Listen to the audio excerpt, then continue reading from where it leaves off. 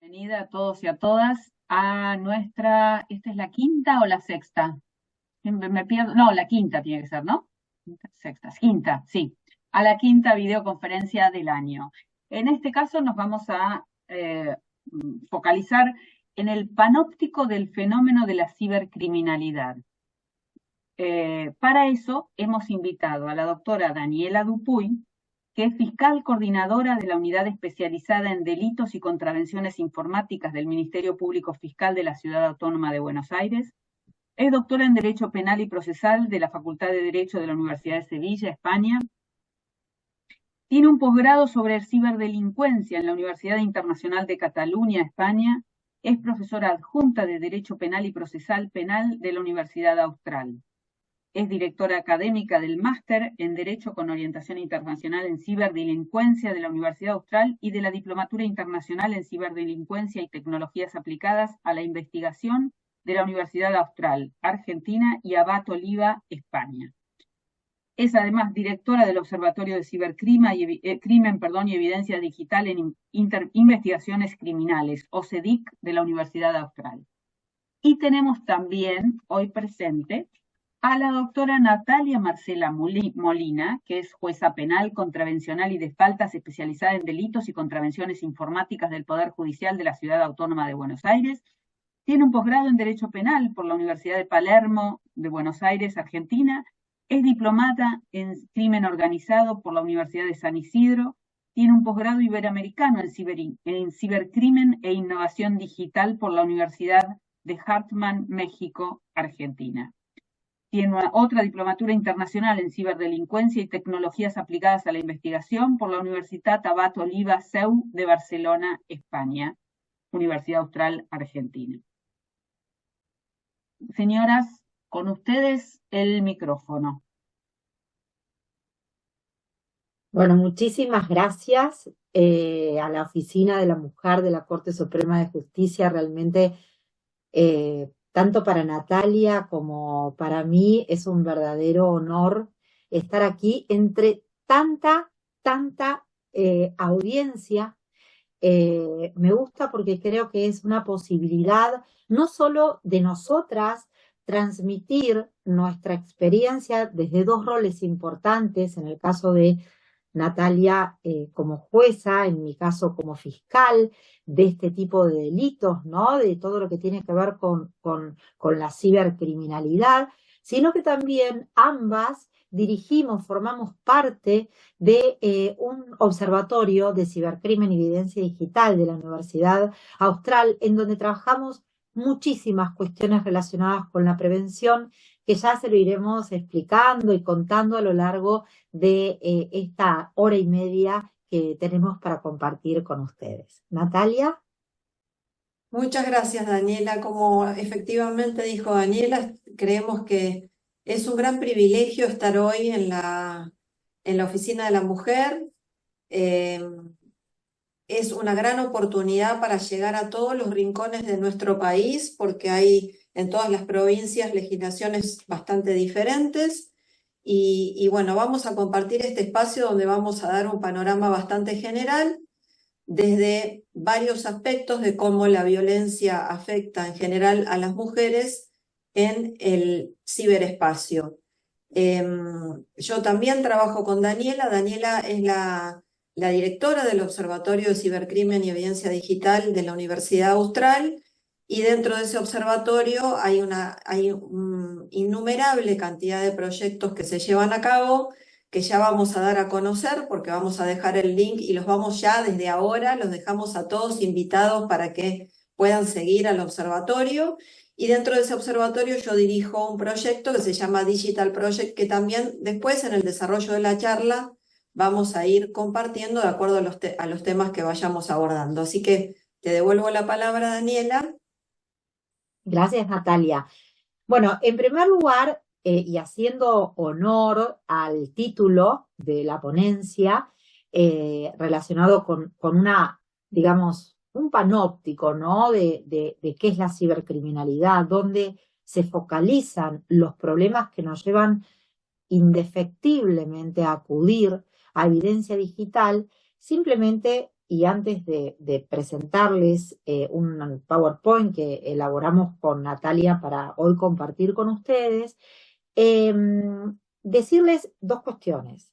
En primer lugar, y antes que nada, si bien con Natalia preparamos realmente la clase dirigida a las mujeres víctimas de delitos que se cometen a través de las redes, como veo muchos hombres presentes, obviamente que muchas de estas conductas que vamos a compartir con ustedes también son víctimas los hombres, las mujeres, los niños, las niñas, los adolescentes, los adultos, ¿sí? Nosotros realmente nos ocupamos, por no decirles, nos preocupamos por el impacto que está generando las modalidades cada vez más innovadoras, más sofisticadas, que llegan al ámbito de la investigación y que lógicamente en un escenario, digamos, ideal, como es un sistema acusatorio o un sistema adversarial, el fiscal toma el caso, lo investiga de cara al juicio, presentándoselo al juez, ¿no? Entonces, fíjense, no solamente es saber investigar, saber llevar adelante el respeto por la adquisición, la conservación, el análisis de la evidencia digital, es decir, todo su tratamiento, sino cómo, en mi caso como fiscal, se lo llevo a Natalia, jueza, para que ella comprenda que en toda la investigación compleja, desde ya les adelanto, no hubo ningún tipo de alteración. Entonces, primero contarles 3 requisitos que son, o 4, que son fundamentales en este tipo de investigaciones que con Natalia estudiamos día a día, ¿no? Porque hoy estamos aquí frente a ustedes, pero no saben la cantidad de veces que nosotras estamos en el lugar donde ustedes están para poder actualizar los conocimientos. Esto avanza muchísimo y nosotros tenemos que estar a la altura de las circunstancias para investigar, para juzgar y para prevenir, cualquiera sea el sombrero que tengamos, desde el ámbito judicial como también desde el ámbito académico, desde donde impartimos muchísimas líneas de prevención. Entonces, transnacionalidad, uno de los requisitos fundamentales de la ciberdelincuencia, ¿sí? Autores que se encuentran diseminados por diferentes países del mundo.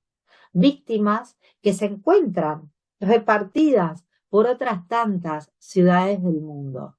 Y evidencia digital, datos sensibles que tienen las empresas internacionales que se encuentran en el exterior, sus sedes principales, Microsoft, Twitter, TikTok, Meta, etcétera, a quien debemos pedirle la evidencia digital para comenzar a investigar. Es decir, vamos a, entre comillas, efectuar algo que es ya polémico, como es acceder transfronterizamente a evidencia que está alojada en otra jurisdicción.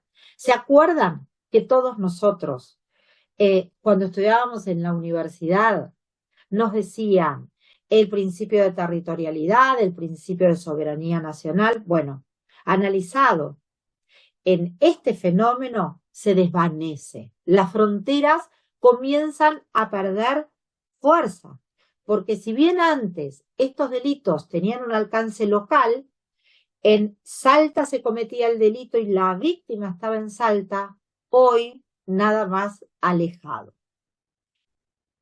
Por otro lado, tenemos un gran enemigo que es el tiempo. El tiempo hace que, entre que se descubre el ilícito en el ciberespacio, se pone en conocimiento de las autoridades judiciales y se oficia a Microsoft, Twitter, TikTok, etcétera, a solicitar evidencia, datos, información, es muy probable que haya pasado un tiempo en el que la respuesta que recibamos es: esos datos no los podemos entregar básicamente porque hemos borrado esos datos, ¿sí? Entonces, la evidencia digital es sumamente volátil. Fíjense que no es lo mismo hacer desaparecer un revólver, un arma, que hacer desaparecer un mail en el que lo borro. Le hago un doble o un borrado seguro y ese mail se desintegró y nunca pudo haber existido, salvo que haya herramientas forenses muy modernas que permita recuperar esos mails. Y por último, en tercer lugar, decirles la importancia aquí de la cooperación internacional.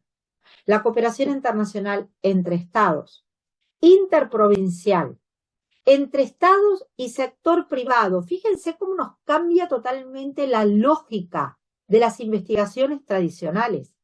Y ustedes me pueden decir, desde el rol que ocupan, son casi 500 personas, no puedo preguntarles a ustedes cuál es el rol que cada uno desempeña, pero para la investigación de cualquier tipo de delito se va a requerir acudir a evidencia digital. Fíjense, hasta para un homicidio, ¿qué es lo primero que va a hacer el investigador además de preservar inmediatamente la escena del crimen? Saber qué es o cuál fue la última actividad que hizo la víctima o el victimario en las redes sociales, en Facebook, qué subió, qué buscó en Google, en el buscador de Google. Todo eso van a ser fuertes indicios que van a ayudar al investigador a armar una estrategia investigativa y poder determinar quién fue el que cometió un delito. Así que fíjense que no solamente nos ceñimos a lo que son los delitos informáticos, sino que el panóptico nos lleva también a analizar todos los delitos. Si nosotros investigamos y llevamos a juicio delitos sin la colaboración o sin echar mano a la evidencia digital, es muy probable que esa investigación tenga, tenga poca fuerza. ¿Por qué digo esto? Sin desmerecer bajo ningún punto de vista la prueba física, hoy la evidencia digital nos permite potenciar, capitalizar y llevar al máximo la prueba ante un tribunal.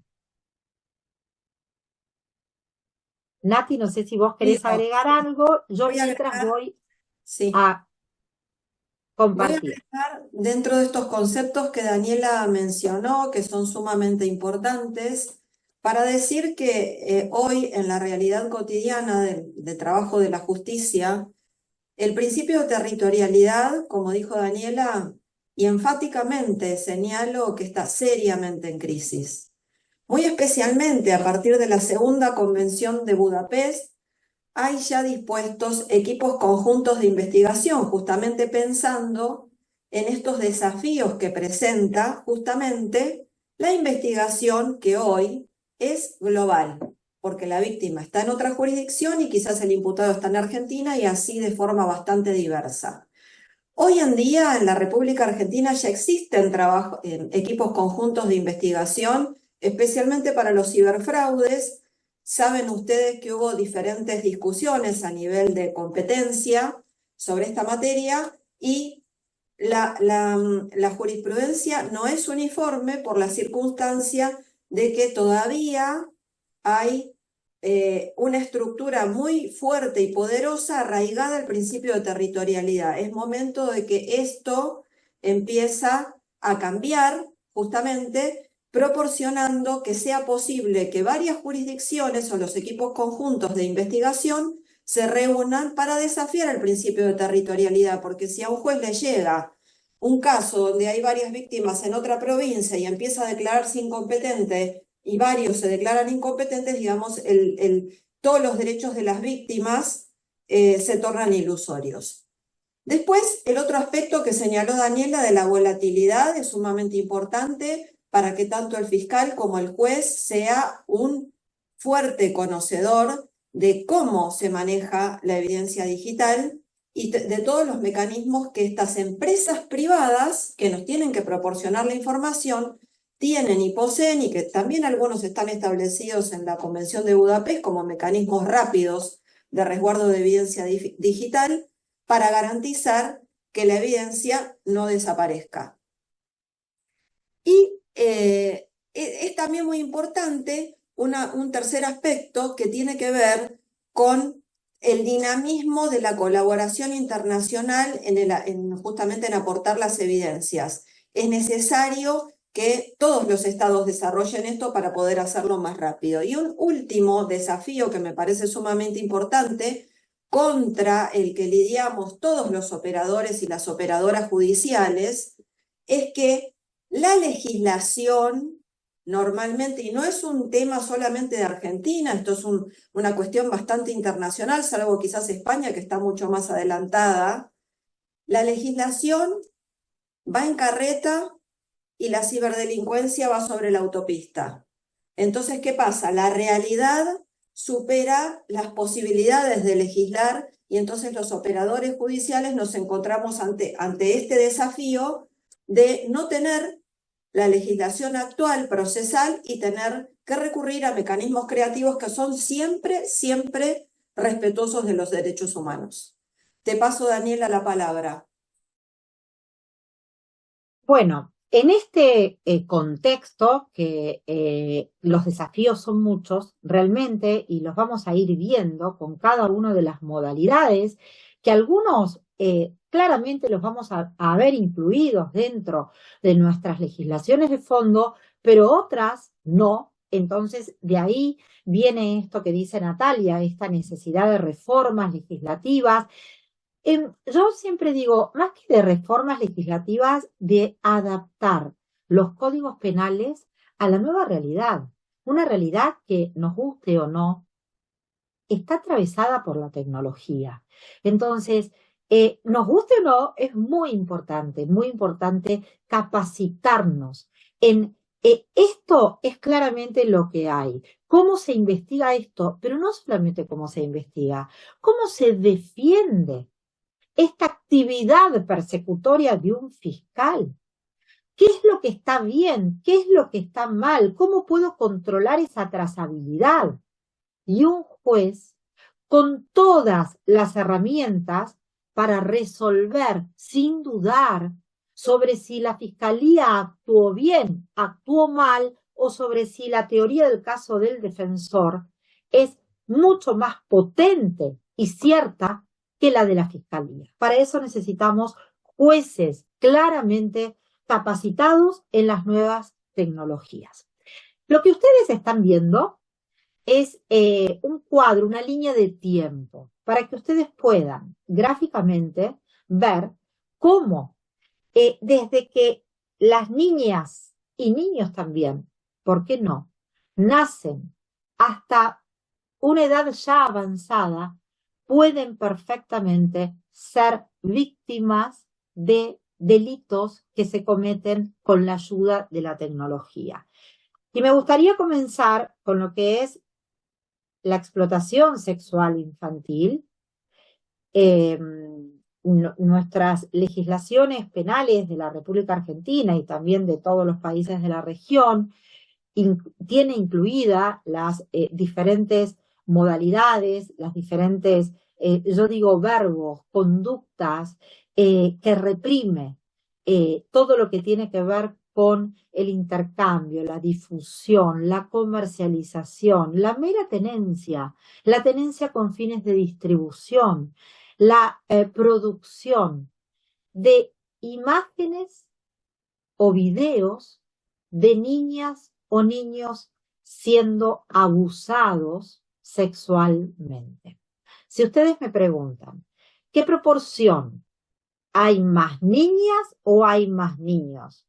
Y les tengo que decir que las proporciones van variando año a año, pero que también son bastante parejas. Y les voy a contar cómo recibimos en el ámbito de la ciudad de Buenos Aires estos casos. En primer lugar, esto es claramente un reto, un desafío internacional. No es nada más de Natalia y mío. Es un desafío en donde todos los países, cada uno desde su lugar, trata de luchar con la explotación sexual infantil. Entonces, les cuento que esto nace en Estados Unidos a través de una organización que se llama National Center for Missing and Exploring Children.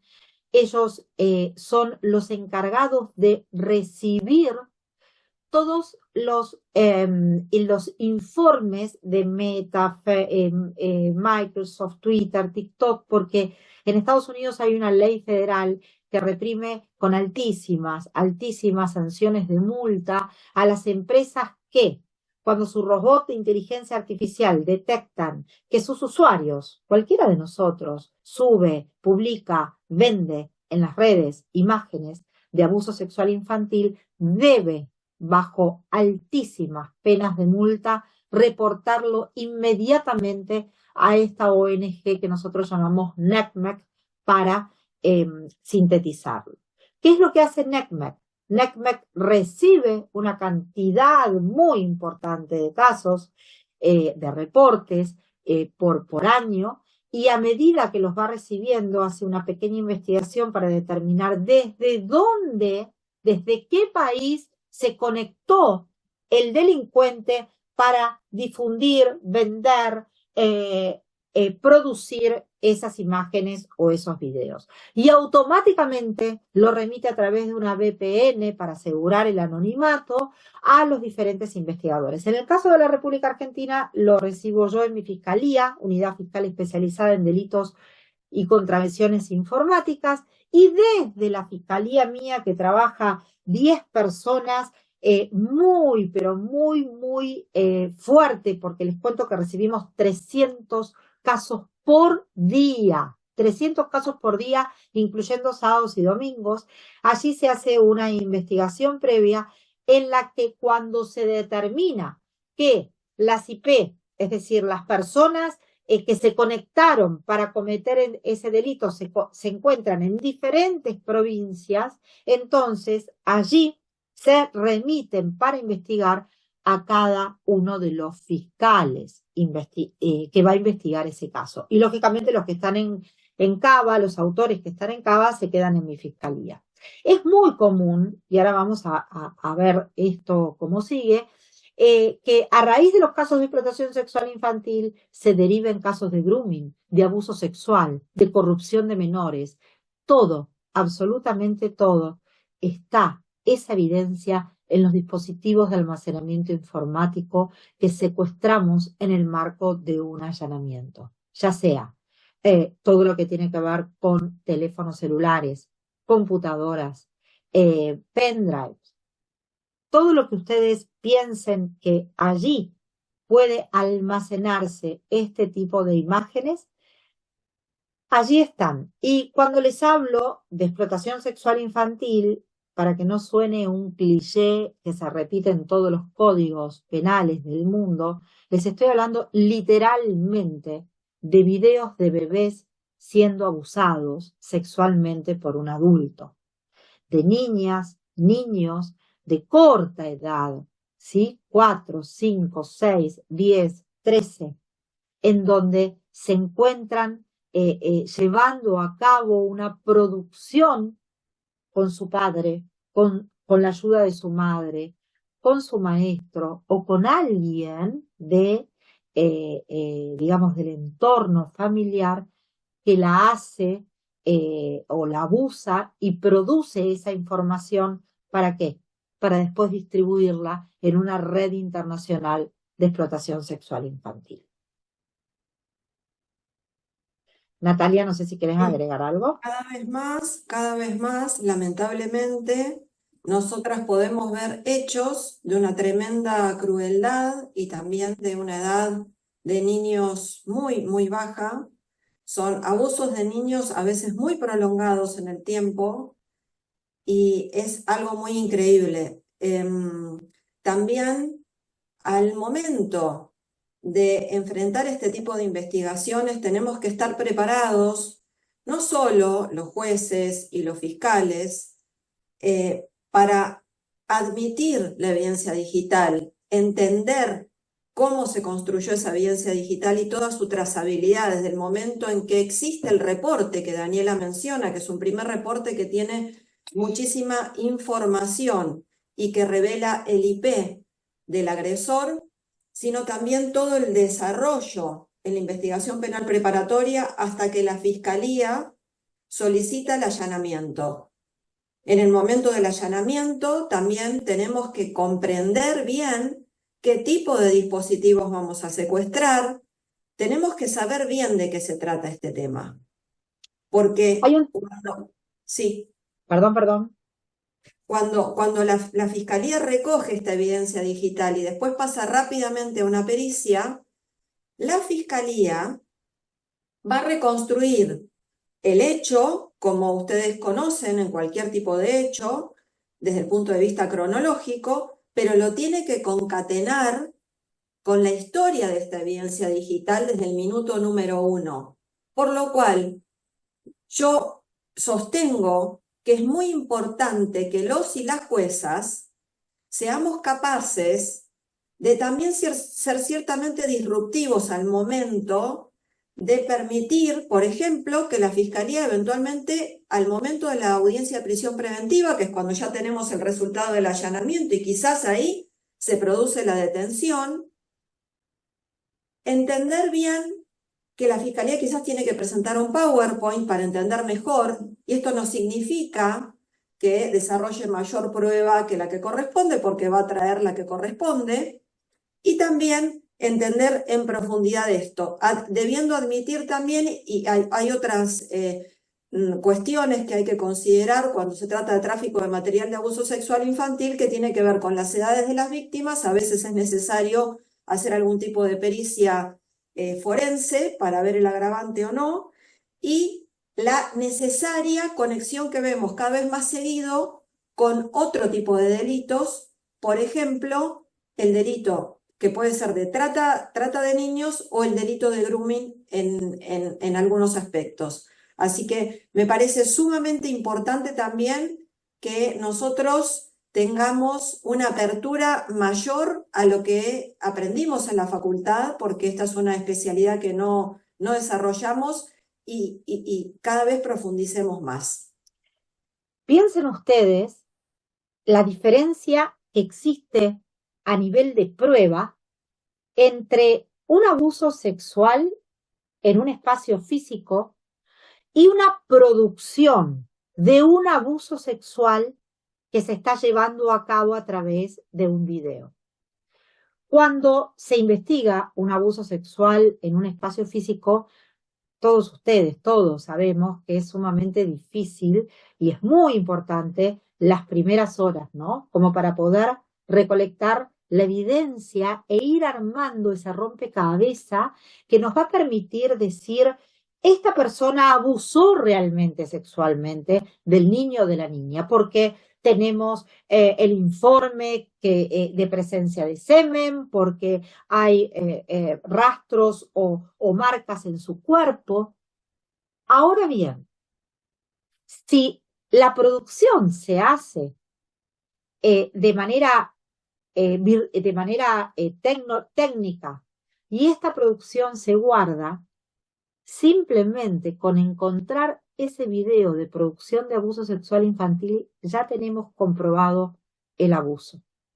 Ustedes no se imaginan la cantidad de casos que tenemos en la Fiscalía en donde vienen los papás, en donde se les notificamos, ¿no?, que estamos investigando si su hijo fue abusado sexualmente y fue filmado, y esa filmación se introdujo en una red de explotación sexual infantil.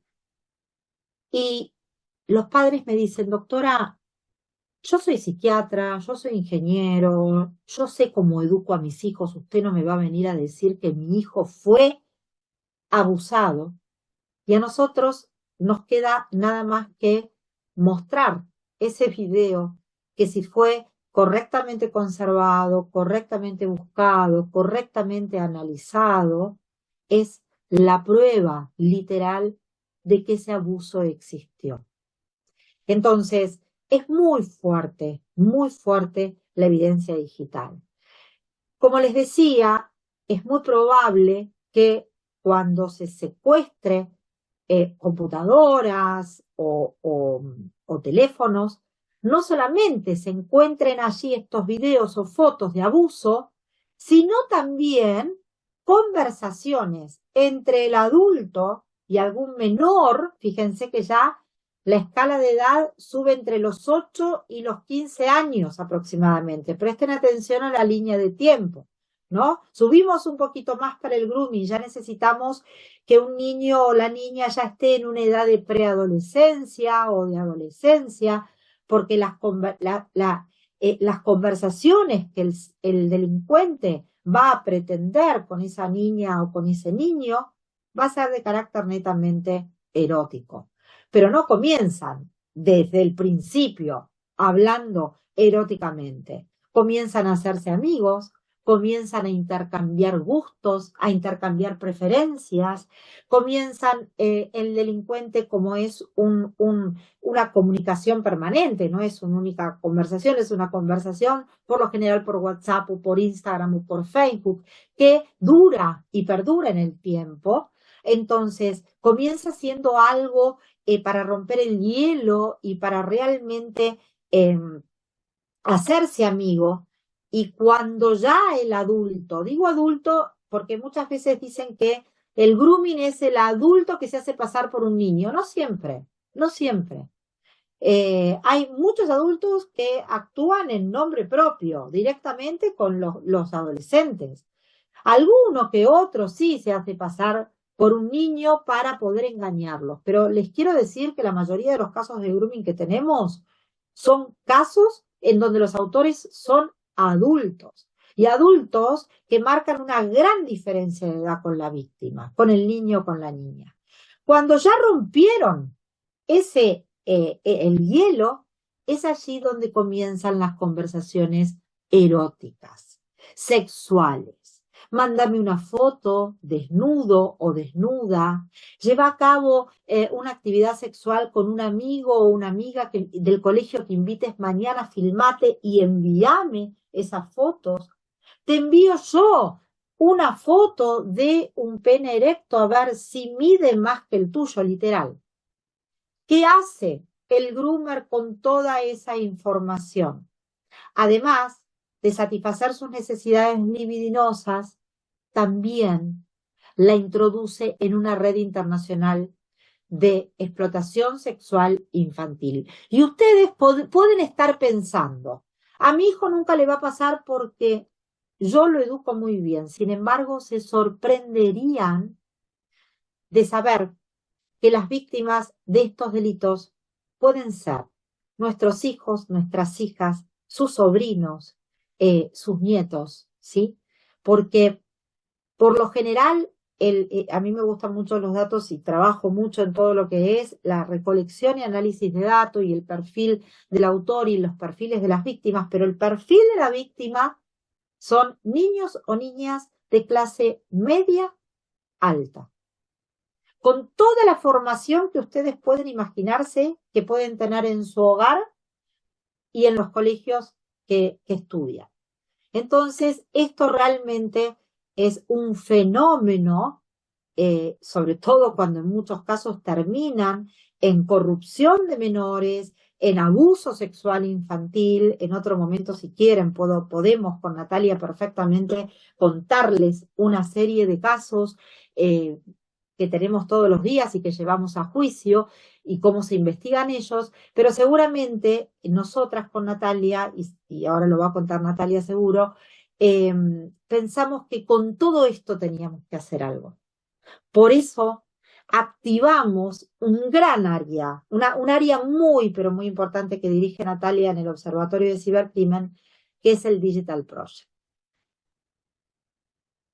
Bueno, el Digital Project, cuando nosotros empezamos a detectar tantos casos, pensamos que desde el punto de vista de la prevención teníamos que hacer algo y empezamos a escribir documentales. El Digital Project son documentales en los 4 ejes de trabajo del Observatorio de Cibercrimen. El primero fue de ciberfraudes, el del año pasado violencia de género digital, y el de este año es de acosos de niños, niñas y adolescentes en las redes.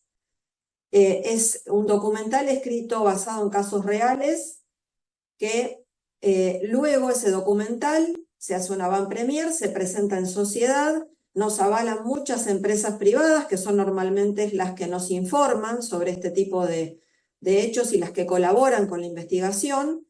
Y luego el documental recorre todo el país para hacer diferentes entrenamientos a las fuerzas de la ley, al Poder Judicial, a quien lo solicite. Hacemos también entrenamientos a medida a nivel regional. Este año, hacia el mes de octubre, va a ser el estreno de nuestro tercer episodio. Y que obviamente tiene que ver justamente con los acosos a niños, niñas y adolescentes en su versión, que es de lo que vemos habitualmente, que son situaciones reales, muy, muy difíciles, donde hay una naturalización de cierto tipo de conductas y se registran también ciertos hechos de abuso. Como dijo Daniela, en el grooming hay una búsqueda por parte del groomer de la naturalización de ciertas conductas sexuales que no son típicas de la edad, para llevar al niño a compartir este tipo de material, sea en su propio cuerpo, a través de las fotos o de los videos que le exige. Y una cosa que también vemos bastante comúnmente es que los papás o las mamás o los cuidadores suelen culpabilizar un poco a los chicos. Esto también es algo sobre lo que tenemos que trabajar los operadores judiciales en la prevención. También el groomer suele tener varias víctimas latentes. Ustedes recordarán, hubo un caso en Córdoba que se llama un caso Cariñano, seguramente por muchos cordobeses acá conocidos, que se recalificó, empezó como grooming y terminó en un abuso sexual online. De modo que este tipo de conductas es como una puerta que abre a otro tipo de conductas mucho y más graves, donde los niños y las niñas son víctimas.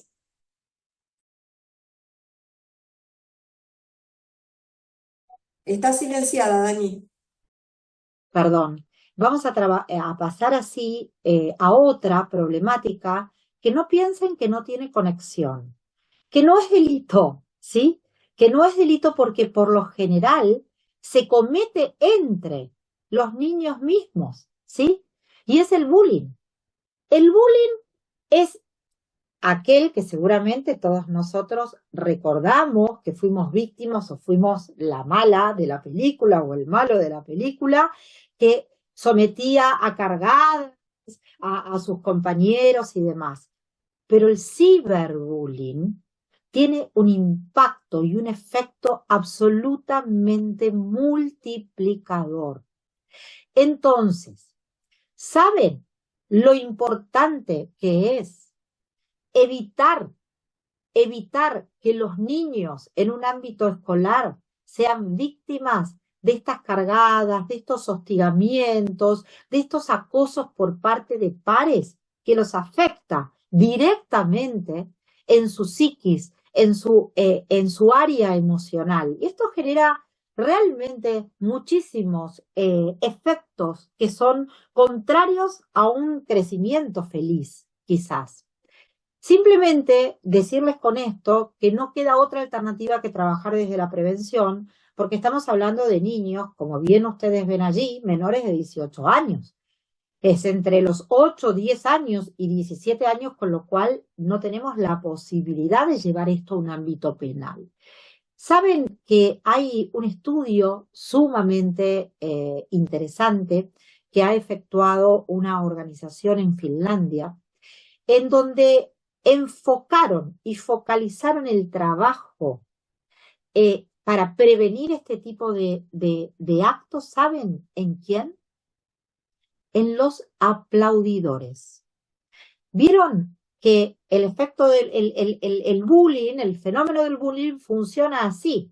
Son varios chicos contra uno, pero detrás de ese grupo que está atacando o que está hostigando a ese otro niño o niña, hay un montón que arengan esa actividad. Ahora, ¿alguno de nosotros o los directivos de colegio pensaron en algún momento trabajar con esos aplaudidores para que dejen de fomentar en el autor estas conductas? Bueno, aquí les aseguro que no, porque damos una cantidad importante de charlas en los colegios y los directivos están realmente muy preocupados. De hecho, Natalia ahora está trabajando en una campaña muy interesante que ahora nos va a contar con el Ministerio de Educación, con la ministra de Educación, para trabajar todos los temas que afectan a la niñez, pero en Finlandia ya es un hecho que trabajar con la concientización de quienes arengan, de quienes aplauden la actividad del niño que comete estas conductas, surtió un efecto realmente excelente y ejemplificador para todos los países del mundo. Hay una gran deficiencia a nivel de las escuelas para la prevención de este tipo de conductas que tiene como víctimas a los y las niñas. Por eso también nosotros desde OCEDIC decidimos tener un programa especial que se llama OCEDIC va a la escuela. Dentro también del Digital Project estamos desarrollando un pequeño programa que va a salir seguramente con una infografía, con datos útiles para los niños y para las niñas a título prevencional.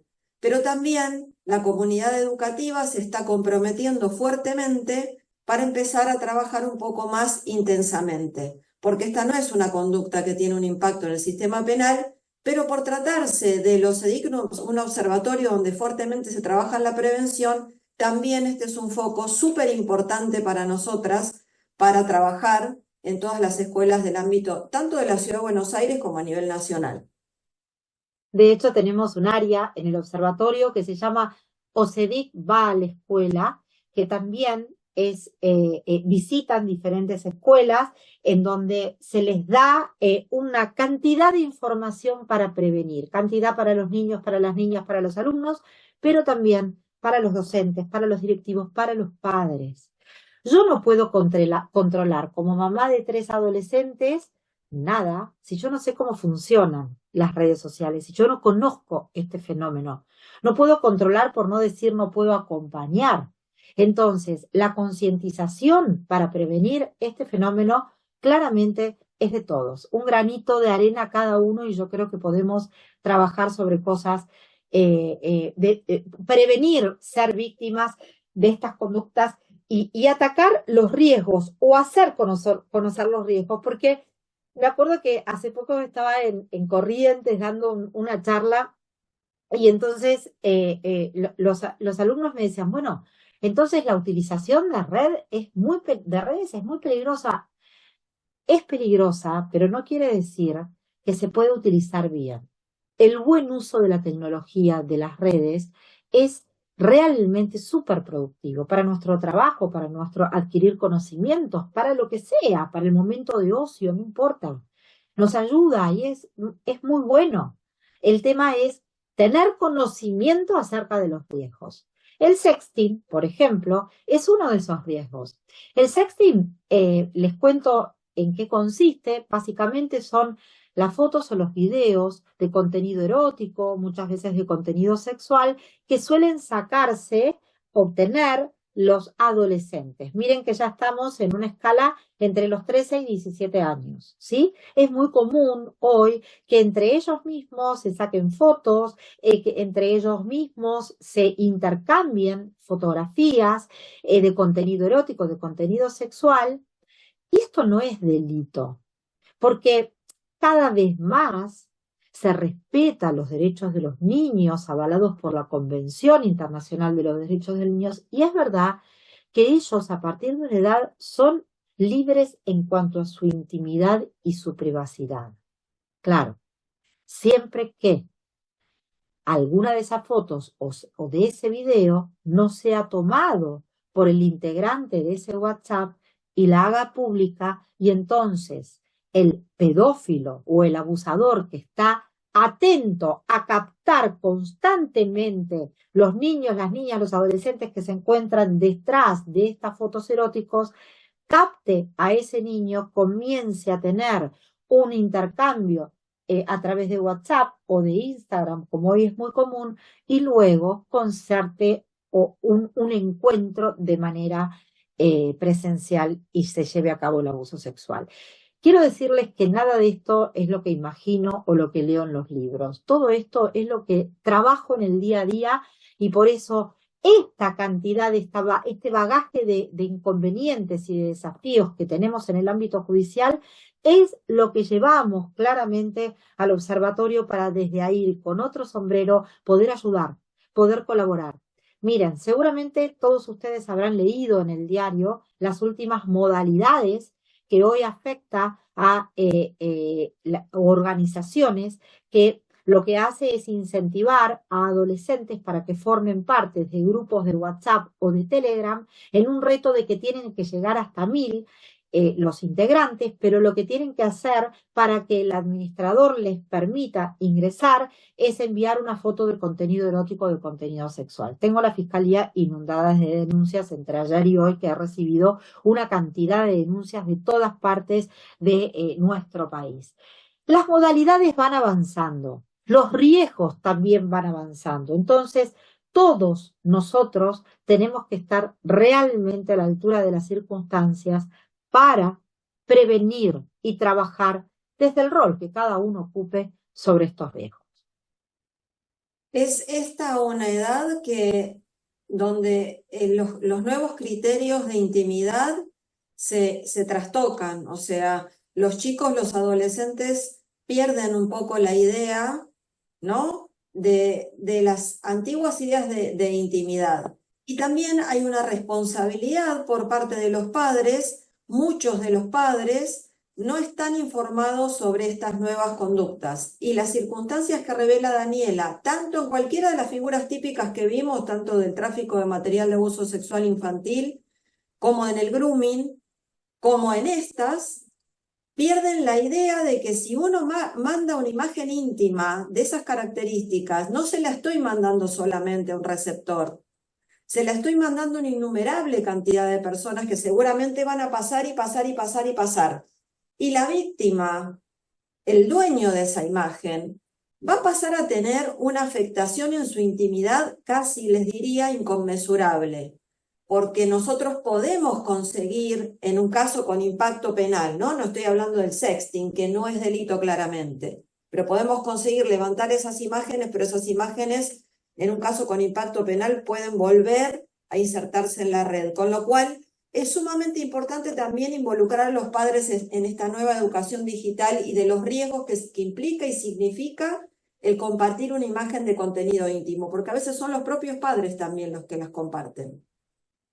Y fíjense cómo ahora, ya con una edad un poquito más apenitas, más avanzada, y este sí es una modalidad que estamos afectadas en un 100% las mujeres, a partir de los 18 años, y les diría hasta la edad de la adultez, la difusión inconsentida de imágenes, por lo general de naturaleza sexual. Y acá me subo a lo que decía Natalia, a esta deficiencia legislativa, porque la difusión de imágenes sin autorización, les pongo un ejemplo, una pareja, mujer, mujer, varón, varón, varón, mujer, no importa, de amigos, casados, convivientes, de novios, lo que ustedes quieran, se filman u obtienen fotos o videos llevando a cabo una actividad sexual, una actividad erótica, dentro de su domicilio, fuera del alcance de la mirada de terceros. Y entonces, luego de generar todas esas fotos y esos videos, en algún momento de la relación, por eso se llama también este fenómeno revenge porn, porque puede ser por venganza, porque quizás la mujer cortó con el varón, entonces él se pone muy enojado y lo que hace es difundir sin autorización estas imágenes y estos videos de naturaleza sexual que fueron obtenidos con consentimiento de la víctima, en un lugar privado, fuera del alcance de la mirada de terceros, pero que lógicamente ese segundo consentimiento no fue dado. Si ustedes supieran las consecuencias gravísimas que esto genera en la mujer, y hablo no solamente de victimización primaria por solo el hecho de haber producido esa actitud, ese acto, sino también de victimización secundaria, porque esto afecta no solamente un ámbito personal, sino a la familia, al ámbito social, al ámbito de amigos, al ámbito laboral, ¿sí? Y una victimización, dicen los españoles, latente. ¿Por qué? Porque yo como fiscal puedo pedirle a Google que desindexe esas fotos o puedo pedirle también que baje esos videos, pero ¿saben qué? Si Natalia lo recibió y lo guardó, lo puede subir a las redes en cualquier momento y esto la víctima lo sabe. ¿Y quieren que les diga una cosa? Si alguno de ustedes está haciendo un esfuerzo acerca de dónde tipificamos esta conducta, no lo hagan más, porque en nuestro país no es delito. En Ciudad Autónoma de Buenos Aires es contravención. Le damos el tratamiento de delito porque las víctimas llegan llorando realmente, porque es un acoso permanente.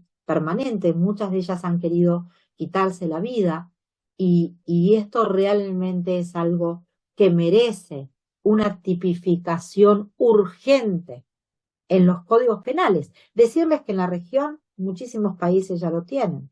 En España, lógicamente, también, en Reino Unido, en muchos países, ya esto está tomado como realmente un delito. Miren, esto ya le paso a Natalia para que cuente también qué es lo que estamos haciendo nosotros desde el observatorio, pero simplemente decirles cómo se origina la necesidad de incluir en el Código Penal español esta figura. Lástima que siempre se incluye esta figura o cualquiera cuando ya hubo una víctima, ¿no? Gravemente herida, entre comillas. Y en España lo que ocurrió fue que una famosa concejal, muy guapa ella, de 40 años de edad, estaba casada con un alto funcionario del gobierno de España y ella mantenía una relación paralela con un futbolista y ella se autofilmó un video sumamente erótico y sexual y se lo mandó a su amante. A los 5 minutos, el grupo de WhatsApp de su amante tenía ese video en su poder. Y a la media hora, toda España tenía en su poder ese video, ¿sí? Entonces, a partir de allí, cuando ella demanda justamente a su amante, el Tribunal de Primera Instancia y luego el Tribunal Constitucional cerró el caso, sobreseyó el caso, porque analizaron que ella misma había sido la que había cedido ese video y que ella misma era la que había puesto en jaque la intimidad.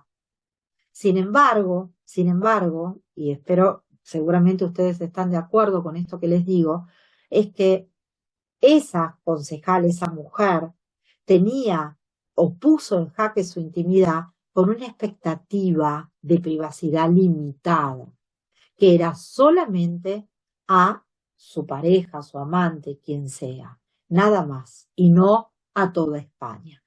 A raíz de esto se incorpora a la legislación española el artículo 197.7 y no solamente en España se castiga al que obtiene, ya sea sacándola la foto o recibiendo esa foto o ese video y lo viraliza, sino también a los que están en la segunda línea, a los que lo reciben y luego lo viralizan. Entonces, esta fue una nueva incorporación con la ley sí o sí que fue incorporada en el año, ahora, a principios del año 20 o a finales del año 2023, en donde se incorpora también, todos hablábamos de autoría, de que era un delito de propia mano, que solamente tenía que ser autor la persona que lo cometía, pero se incorporó también la responsabilidad de estos que reciben y sin saber siquiera quién es la víctima, lo siguen compartiendo. Lamentablemente, este tipo de denuncias en la ciudad de Buenos Aires tienen la tipificación de una humilde contravención. Si esto te pasa en cualquier otra provincia que no esté legislado, no hay ningún tipo de protección. En el ámbito de la ciudad de Buenos Aires podemos aplicar también dentro de la ley 26485, como todos saben, podemos aplicar algunas de las medidas del artículo 26, que a partir de la modificación del año pasado, hubo algunas modificaciones vinculadas a incluir la violencia de género digital, en toda su dimensión, no solo desde el punto de vista de que afecta la dignidad digital de las mujeres, sino también todo lo vinculado al uso de las tecnologías de la información. En función de eso, esta legislación no hizo más que modificar algo que ya los jueces estábamos aplicando en el ámbito de la Ciudad de Buenos Aires, porque ya había situaciones donde se solicitaba que se desindexe el resultado de la URL de búsqueda para que desaparezca la información eventualmente si esta había sido colocada, por ejemplo, en un sitio pornográfico, como suele pasar cuando hay una difusión inconsentida. Pero si alguien descargó ese video y lo posee, por más que el juez lo ordene la desindexación, bueno, después ya sabemos que hay una victimización extendida y por sobre todas las cosas una sensación de la víctima, que ciertamente es una forma de violencia de género, porque como dijo Daniela, la mayor cantidad de las afectadas, o casi diría el 100% son las mujeres, hay algunos poquitos casos donde hay varones, la mujer siente que el agresor en el ciberespacio está omnipresente, porque es como que es una situación que no termina de terminar nunca. Desde el observatorio, el año pasado, nosotros hicimos el documental de violencia de género digital, que involucra justamente una situación de difusión inconsentida de imágenes, y bueno, con ese documental recorrimos parte del país y los invitamos a todos a compartirlo en la red para que lo puedan ver y puedan compartirlo a la vez. Y también una conducta como la difusión de imágenes sin autorización se encuentra perfectamente linkeada o relacionada con otras conductas, por ejemplo, la suplantación de identidad. En este devenir o en esta línea que les estoy contando de parejas que rompen su relación y que por venganza uno de los miembros de la pareja difunde esa imagen o ese video que fue obtenido, reitero, en un ámbito de privacidad y fuera del alcance de la mirada de terceros, suele suplantar la identidad de la víctima. Es decir, crear un perfil en Instagram con el nombre de su expareja, poner, digamos, allí su nombre, su foto, y a través de él vender u ofrecer sexo, colocar sus datos personales, el domicilio laboral, el domicilio personal, y allí en el feed publicar todas las fotos y los videos que fueron tomados por ellos. Esto, imagínense que genera un gravamen que realmente es irreparable en la mujer, porque todas cuentan lo mismo. Dicen, bueno, me llamaron diciendo, vos estás difundiendo este tipo de imágenes, ofreciendo sexo. Dos personas han venido a la fiscalía, dos mujeres, diciendo que habían intentado quitarse la vida. Porque lo previo, después les voy a decir algo más de suplantación de identidad, pero lo previo a identificar o a suplantar el perfil y a difundir este tipo de imágenes son los hostigamientos, son las amenazas digitales. Quiero volver con vos. Dame, por favor, la oportunidad. Dame una oportunidad más. Quiero volver, no me dejes. Te voy a buscar a tu casa, te voy a buscar el trabajo. Te lleno de WhatsApps, te lleno de llamados telefónicos y cuando esto o nada de esto funciona, entonces allí viene todo lo que tiene que ver con la creación de perfiles falsos para difundir esas imágenes. A veces no es a través de redes. En muchas oportunidades es a través de blogs, ¿sí? O grupos de personas o de conocidos de ambos. Entonces, esto realmente es sumamente preocupante. Quiero decirles algo con esto. Tanto la suplantación de identidad como los hostigamientos digitales y las amenazas digitales no solamente se producen por este tipo de casos de difusión de imágenes sin autorización. Esto es simplemente para hacer un hilo y explicarles cómo la mujer en estos casos en un 100% son afectadas, ¿sí? Pero la suplantación de identidad también es utilizada por ejemplo, personas o delincuentes que se hacen pasar por bancos para obtener datos sensibles de las personas, o bien para suplantar la identidad para, a través de ese perfil, amenazar o agredir a un grupo de personas.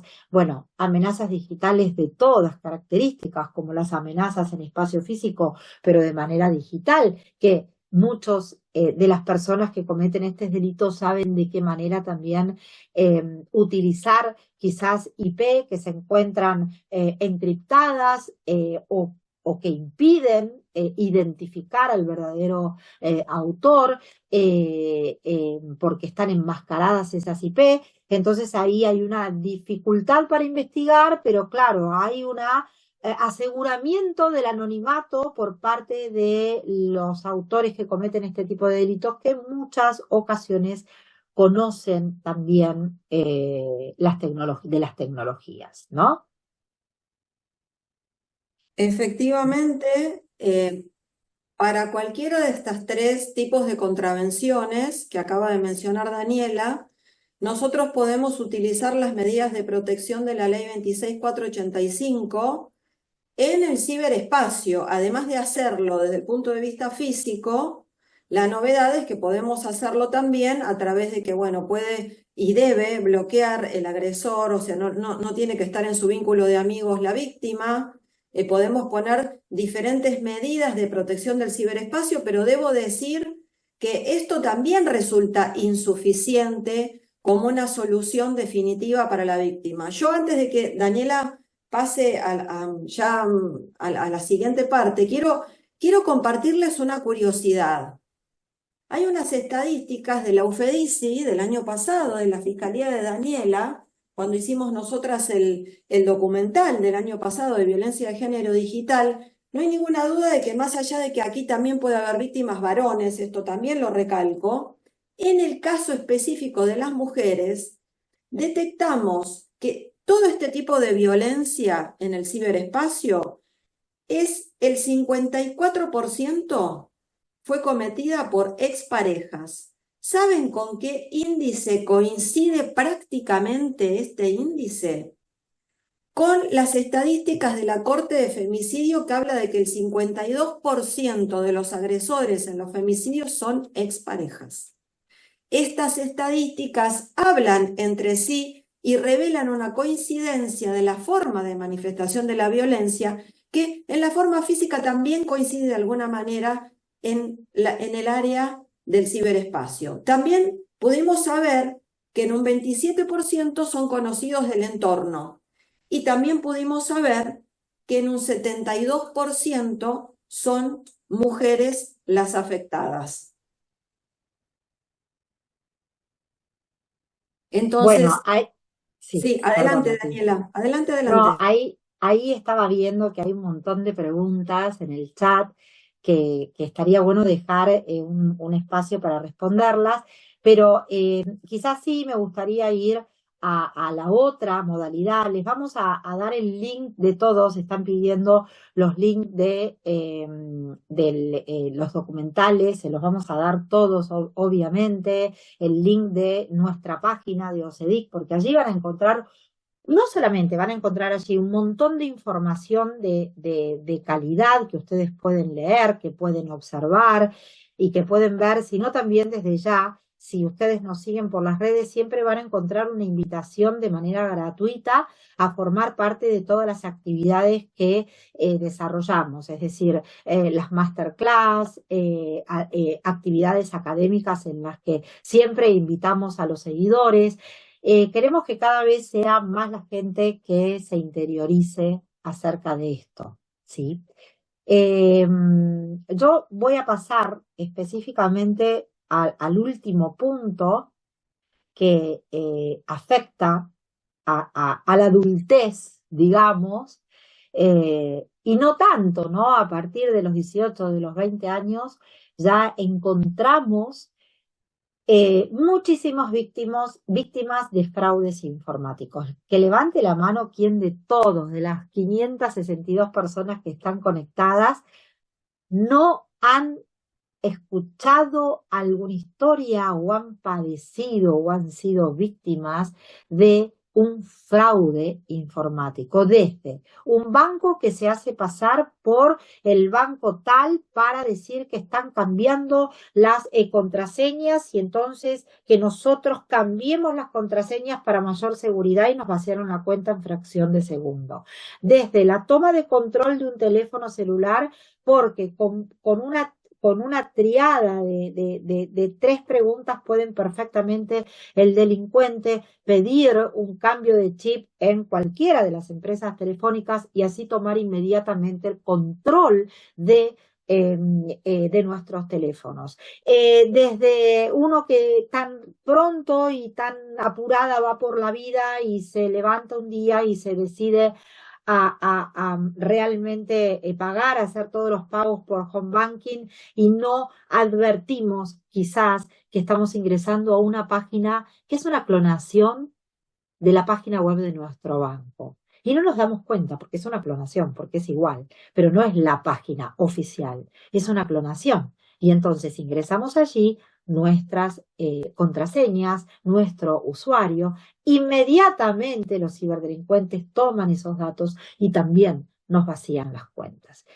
Millones de otras que ya involucran criptoactivos, que involucran blockchain y cada vez mayor o más cantidad de tecnología y de sofisticación para cometer los delitos y en donde claramente hay 2 cuestiones que a mí me parecen fundamentales. La primera, operadores del sistema nuevamente muy capacitados para investigar, organizaciones o instituciones judiciales que puedan dotarnos de herramientas informáticas justamente para poder investigar en este sentido. Y fundamentalmente, y yo siempre digo, no es que no quiera trabajar, pero el único o la única manera de que no ingresen cada vez más casos a la Fiscalía es que las líneas de prevención trabajen correctamente. Cuando los ciudadanos comienzan a tomar conciencia y pensar que esto no es algo que le pasa a otros, sino que nos puede pasar a cualquiera de nosotros, y me incluyo en casa de herrero, a cualquiera de nosotros, es como que al tomar esa conciencia y poder de alguna manera ajustar todos los recaudos para evitar ser víctimas y ser conscientes de estos riesgos, por una cuestión de política criminal, esto tiene que impactar fuertemente en una disminución de ingresos de casos. Por eso, desde el observatorio quizás estamos trabajando en esto, ¿no? Fuertemente, no solamente en la prevención de todo este tipo de delitos, sino en la capacitación acerca de cómo se investigan cada uno de estos delitos, y en un área que se llama Innovation Lab estamos creando herramientas digitales y tecnológicas para investigar, que se las vamos a entregar de manera gratuita a todos los ministerios públicos fiscales del país. No Bueno, sé, Nati, si querés sí, agregar algo más. quiero agregar que también tenemos nosotras un episodio educativo de ciberfraudes, que también lo utilizamos para la prevención y para el entrenamiento, que también le acabo de compartir a Gabriela, tanto el episodio 1 como el episodio 2, para que todos lo puedan ver. Realmente yo quiero invitar insistentemente a la comunidad judicial a que forme parte o participe o se una al newsletter del OCEDIC, porque en el OCEDIC, además, tienen la última jurisprudencia a nivel nacional e internacional en toda la materia de ciber, en todos los aspectos de ciber. Es un lugar donde poder consultar y donde tienen la certeza de que lo que consulten va a estar totalmente actualizado, y además es un espacio donde suele haber muchas clases abiertas sumamente interesantes. Por ejemplo, una de las últimas, evidencia digital y juicio por jurados. Imagínense, algo de suma actualidad. Así que nosotras les dejamos también el link para que puedan seguir a OCEDIC. Yo tengo personalmente un Instagram también profesional que lo pude dejar allí. Y bueno, creo que Daniela podríamos ya responder, no sé si querés agregar algo más. Hay una pregunta que yo leí en el chat que hablaba de, bueno, Dupuy dice que recibe tanta No, cantidad de espera, casos. espera, Daniela, espera, no me desorganices el gallinero, espérate que vamos ahora pregunta por pregunta, vamos de la primera a la última, a la que podamos, en base al tiempo que tenemos, porque y media tenemos que terminar. Te paso la primera. Violencia digital dijo, ¿eso fue agregado el año pasado a la 26485? El año pasado se modificó la ley 26485, la denominaron Ley Olimpia en base a la modificación también que se produjo en México y todo el movimiento de la Ley Olimpia, y se describe no solo la violencia de género digital, sino también la violencia telemática. Es la última modificación del año pasado. No hace más que reflejar una realidad de la Ciudad Autónoma de Buenos Aires. Bien. Quisiera saber, segunda pregunta, ¿no? Quisiera saber si de tantos informes que reciben por día, como comentó la doctora Dupuy, ¿cuántas de ellas logran resolverse? ¿O también hay denuncias que no pueden tener la solución deseada, digamos, en términos estadísticos? Bueno, aquí les comparto, no sé si lo pueden ver. Sí. Bien, aquí les comparto de todos los casos, obviamente, que se hacen muchísimos, hay casos que se van a otras provincias. Esperen que yo quiero, ahí está, miren. De todos los casos que hemos recibido en el año 2023, hemos hecho una investigación inicial para ver desde dónde se conectaban los ciberdelincuentes y hemos remitido a cada una de las provincias esa cantidad de reportes y de investigaciones en explotación sexual infantil, y obviamente que en Cava queda un número de casos. Es muy importante determinar que no solamente para este delito, sino para todos los delitos, es fundamental llevar adelante una selección temprana de casos. Entonces, ¿qué requiere esto? Requiere que muchos casos, seguramente, de los que recibimos, no son delitos, o por el principio de oportunidad se decide no investigar y se seleccionan los casos que realmente son dignos de ser investigados, pero porque hay evidencia. Muchas veces recibimos la noticia crímenes, pero sin la evidencia, sin el reporte. Entonces, el resultado que nosotros tuvimos en este año que pasó, 2023, son 53 sentencias condenatorias a través de juicio oral o de juicio abreviado. Y estamos hablando, quiero decirles, 95 audiencias, 77 arrestos, 77 intimaciones, 48 requerimientos a juicio, y realmente estoy hablando de casos que son complejos, muy complejos de investigar. Es decir, que no solamente recibimos, sino que el equipo de la Fiscalía trabaja sumamente a conciencia para conseguir también resultados eficientes. Bien. ¿Dónde se pueden ver los documentales realizados?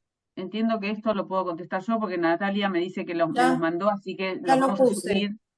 y lo bien. agregué en el chat para que todos puedan linkear. Directamente lo suben ellos. Perfecto. ¿Existe algún equipo especializado en el acompañamiento a las víctimas de estos delitos? Bueno, la Fiscalía de hecho tiene, Daniela. En el ámbito de la Fiscalía General, digamos, esto ya depende de la Fiscalía General de la Ciudad Autónoma de Buenos Aires, claramente sí, necesitábamos un equipo de psicólogos multidisciplinario, ¿no? De psicólogos, de psicólogas, de pediatras, de médicas que nos ayuden. Ustedes fíjense, no solamente para acompañar a los niños víctimas de estos delitos o del grooming, por ejemplo, sino también a su familia. Cuando la familia toma conciencia o se entera de que sus hijos fueron sometidos a abusos y que después fue distribuida su imagen o su video, ustedes no tienen idea cuál es la reacción, como cualquiera de nosotros. Entonces, cuando vamos a dar esa noticia, estamos acompañados de psicólogos especializados en niños y de médicos también para asistirlos, porque bueno, en más de una oportunidad se han desmayado la mamá o el papá. Entonces, sí, la pregunta es constantemente acompañados por un equipo multidisciplinario. Quería Perdón, agregar, este equipo, sí, dale, bueno, solo no, quería preguntaba, agregar sí, que no dale, es solo la Natalia. etapa de instrucción, porque también en la parte de juicio, de prisión preventiva, suele ser necesario un acompañamiento psicológico también a veces. La pregunta para ampliar un poco, cuando vos decís que existe, Daniela, cuando decís que existe este equipo especializado que acompaña constantemente a víctimas de estos delitos, ¿estás hablando solamente de niños? ¿No estás hablando de adultos? No, también de adultos, Ah, lógicamente, también de ah, adultos, sí, ah, de las mujeres víctimas de estos delitos también tienen una oficina especializada de la víctima que la acompaña, pero también psicólogas especializadas dentro del ámbito del Ministerio Público Fiscal que las acompañan a ellas, estos momentos que son realmente muy, pero muy duros de llevar en el día a día, sobre todo cuando todo lo que tenemos para decirles, más allá de efectuar una investigación muy responsable y seria, por más que sea una contravención, pero quiero decirles que la sanción son 3 días de arresto, no sé, tareas comunitarias, etcétera. Es decir, la víctima no se va contenta con esto. Sí se va muy claro, contenta con la atención que le damos, porque realmente la acompañamos en todo el proceso, pero bueno, las leyes no nos acompañan. claro. Sí, Natalia, vos querías decir algo, perdón. No, decía Completando. Ah, no, que justamente es algo que se le da a todas las personas que son víctimas de este tipo de delitos. Hay algunos delitos un poco más graves, imaginarán que hay situaciones de juicios de tráfico de material de abuso sexual infantil que son muy, muy bravas de sobrellevar. sí. ¿Existe algún algún equipo especializado en el acompañamiento a las víctimas de estos delitos? Sí, ya lo dijiste. Hola a todas o todos. Consulta. Si son contravenciones, ¿cuál es la pena que se está aplicando al respecto en Buenos Aires? Supongo que es esto que vos decías, Daniela, de los 3 días. Sí, exactamente, son sanciones bajas, ni siquiera puedo hablar de penas, ¿no? Son Claro. sanciones. Ok. ¿Cómo es la preservación de la prueba en el caso de supresión de identidad? Bueno, preservación o sea, hay todo un protocolo de trabajo para cada uno de las investigaciones de este tipo de delitos. Obviamente, en el caso de suplantación de identidad, seguramente, en un caso hipotético, porque hay muchísimos casos, pero en un caso común, llega la víctima, muestra el perfil que que se le ha creado suplantando esa identidad. Entonces, trabajamos con herramientas forenses para preservar ese perfil, para hacer una investigación sobre ese perfil, para ver quién se encuentra detrás de ese perfil, para ver si podemos identificar al verdadero autor. Y lógicamente siempre trabajamos con otras herramientas informáticas, otras medidas informáticas, como es el Open Source Intelligence, que es la investigación en fuentes abiertas, que de acuerdo a la información que nos brinda las víctimas, también podemos tomar ciertos datos de interés para identificar y llegar al autor. Piensen en lo siguiente, o sea, no es que los fiscales especializados vamos a llegar a todos los autores que se encuentran detrás de esta cantidad de casos. Como les decía, hay autores que tienen muchos conocimientos tecnológicos que nos doblan en la posibilidad de acceder a tecnología, a herramientas de inteligencia artificial, en las que perfectamente pueden anonimizar sus datos, su nombre y su posibilidad de identificación. Bien. Cuando se identifica un posible autor del exterior del país, perdón, se me corrió. Cuando se, perdón. Ay, entraron un montón. Cuando se identifica un posible autor del exterior del país, ¿se da intervención a la justicia de ese lugar y sea juzgado bajo esas normas? ¿Hay casos como esos? Sí, Nos claro, gusta. claro. Por eso yo al principio comencé hablando de transnacionalidad. Es sumamente común que la víctima venga, denuncie en Cava, pero el Mm, autor está en España, en Perú. Inmediatamente se le da intervención. Nosotros tenemos una red 24/7 en donde la Convención de Budapest en realidad ujú, armó una red 24/7. Nosotros estamos adheridos a Argentina como país, adhirió en el año 1900, no, 2017, perdón, a la Convención de Budapest, como tantísimos otros países del mundo, y esto nos coloca en la conformación de una red 24/7 en la que cooperamos internacionalmente todos los fiscales o fuerzas de la ley que intervengamos en este tipo de delitos. Entonces, si yo tengo la víctima y el autor se encuentra en Perú, es muy probable que yo la investigación se las mande allá, con lógicamente una solicitud de incompetencia, pero también es común que armemos grupos conjuntos de investigación. Esto está como de moda, en el mejor de los sentidos decirlo, pero es algo muy último. Los grupos, los equipos o los grupos conjuntos de investigación, en donde los fiscales nos encontramos diseminados en diferentes partes del mundo, por así decirlo. Cuando tratamos organizaciones transnacionales de cibercrimen, somos muchos los fiscales porque somos de diferentes países, están los autores, entonces trabajamos de manera conjunta. La recolección de la evidencia, información por parte de la víctima, información por parte del victimario. Luego se decide, y por lo general es así, por una cuestión de economía procesal, que quien lleve este caso a juicio sea el fiscal de donde se encuentra el victimario, ¿no? El autor del hecho. ujú. Pero todos colaboramos. Bien. Si se toma como contravención, ¿cuál ley? En Córdoba es la 10.326. Supongo que Y eso, bueno, eso va a depender Claro, de cada jurisdicción. provincia, ¿no? Ujú, ujú, Nosotros tenemos la ley contravencional de la Ciudad Autónoma de Buenos Aires. Córdoba tendrá ujú, la 10.326. Pero lo cierto es que hay otras provincias, si ustedes lo saben, que no hay leyes contravencionales. ujú. Entonces, ¿qué pasa ahí? La conducta queda típica. Bien. ¿Tuvieron planteos en el que se alegan que las imágenes fueron creadas por inteligencia artificial? Bueno, eso es, perdón, Nati, ¿querés responder vos? yo aún no tuve de esas, los estudié, pero no las tuve todavía. Seguramente Daniela sí. Bueno, nosotros hemos tenido ya casos en donde la creación de imágenes ficticias ya es cosa de todos los días.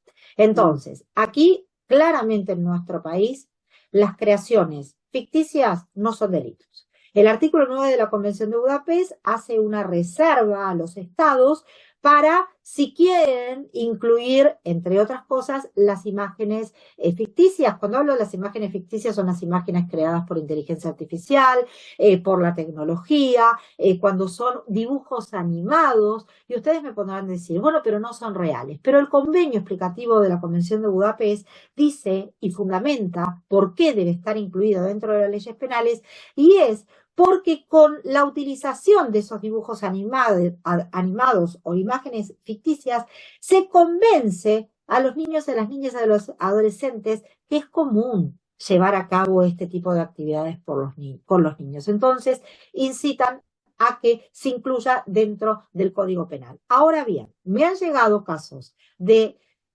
imágenes totalmente ficticias, pero también de imágenes en el que la cara es real, pero todo el cuerpo es ficticio, porque la nena está desnuda o llevando a cabo alguna actividad sexual.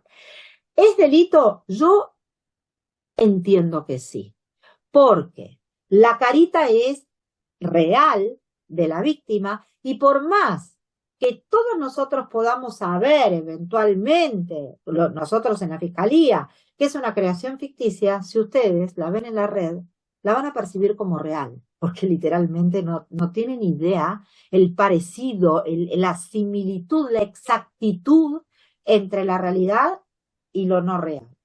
Entonces, en ese caso, en esos casos, que ya hemos tenido un par de casos, por el solo hecho de poder individualizar la cara como una niña o un adolescente, en este caso real, hemos continuado con la difusión de imágenes de explotación sexual infantil.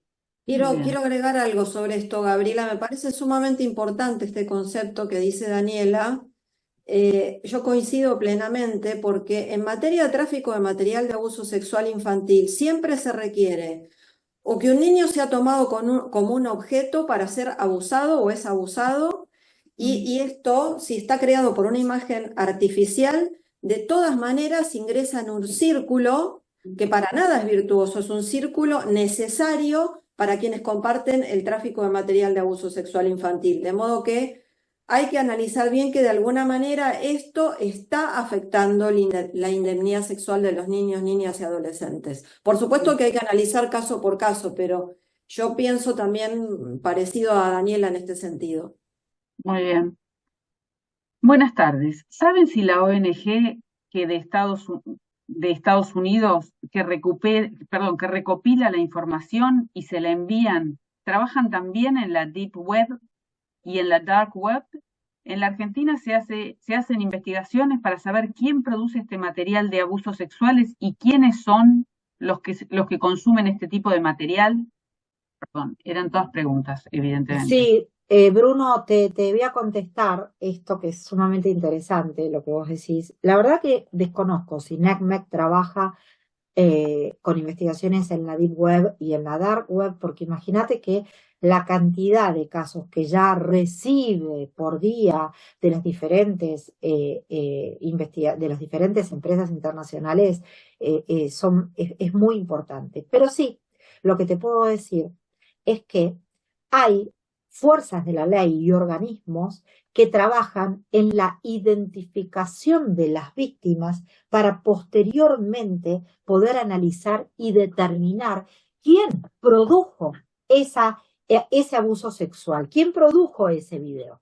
Yo tuve la gran suerte y ventaja que me han invitado, esto por ejemplo, Interpol tiene un área que se llama ICSE, que claramente trabaja en la identificación de las víctimas, es decir, del video. Tienen herramientas que son súper modernas, entonces que pueden detectar que en el video, por ejemplo, existe un uniforme colgado en un placar. Y tienen un acercamiento tal que permiten ver el uniforme concretamente. Y de pronto se ve una etiqueta del colchón que buscan y analizan la marca de qué país es, y es en Rusia. Entonces ya sabemos que se trata de un niño que va al colegio en un colegio en Rusia, ¿sí? Entonces, bueno, hacen realmente este análisis que es espectacular, y cuando llegan al niño no solamente lo rescatan, sino que también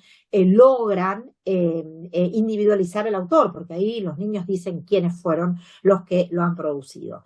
De hecho, este año yo les comento que estuve en Ecuador, invitada por el International Center for Missing Children. Fuimos un representante de cada país de Latinoamérica y nos entrenaron el Homeland Security justamente sobre esto: reconocimiento de las víctimas a los efectos de rescatarlas y de identificar y detener sus verdaderos autores. Hemos identificado, no saben lo que fue el entrenamiento, duró una semana, pero de sol a sol, pero con la ayuda de Homeland Security hemos identificado y rescatado 137 víctimas, y se han abierto, obviamente, investigaciones para analizar, primero para rescatar a los niños y niñas y darles todo el apoyo posible, y luego obtener información acerca de quién estuvo detrás de ese hecho. También quiero sumar algo que dijo Daniela, que es sumamente importante. Esta plataforma de ICSE, muchas veces nosotros tenemos causas de tráfico de material de abuso sexual infantil, nunca voy a decir pornografía por las directrices de Luxemburgo, del artículo 128. Tenemos esas causas, muchas veces no podemos verificar o no se verifica quién comete el abuso, pero está el abuso en el tráfico, y podemos mandar ese material a la base de ICSE para que justamente procedan a identificar eventualmente a las víctimas. A veces están en los mismos archivos que ya tiene ICSE, y otras veces no, tienen que hacer unas investigaciones, pero muchas veces los jueces también nos quedamos con el sinsabor de haber vinculado a una persona por el tráfico de material de abuso sexual infantil y quizás lo condenamos, pero el abuso sexual que por ahí se observa en la imagen no lo podemos identificar. Entonces, para mí también me parece sumamente importante que se pueda continuar con esa otra parte porque es una manera también de ubicar a las víctimas. Bien. Bueno, hago la última, tenemos varias más, pero en realidad ya vamos a ir sobre la hora, con lo cual hago la última pregunta. Tema emojis de fueguito y carita de enamorado. Como reacciones a fotos de menores en Instagram, ¿se pueden considerar como grooming? Bueno, voy a decir algo adelantándome un poco. A ver, eso de manera aislada quizás no, pero la conducta de grooming es una conducta que se estudia de manera íntegra, que requiere bastante tiempo de contacto, y esos emojis y esos fueguitos y esas formas de expresión que utilizan los groomers o los pedófilos lo hacen de acuerdo a la edad de los niños que pretenden captar, de modo que es un pequeño camino que empiezan a construir para desarrollarlo luego en grande. Daniela. Sí, yo quizás creo que es un elemento a tener en cuenta.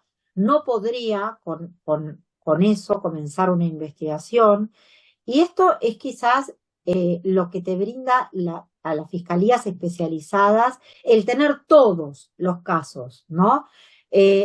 Cuando uno tiene todos los casos de grooming de su ciudad o de su provincia, suele ocurrir que hay casos que son pero tan graves que a lo mejor una reacción con un emoji es para tener en cuenta, pero quizás no me alcanza para que cumpla con todos los elementos objetivos del tipo penal. Pero siempre, obviamente, que se analiza en el contexto, se analiza en el caso concreto, y bueno, como todo, ¿no? Y de ahí se van tomando decisiones y se profundizan las investigaciones.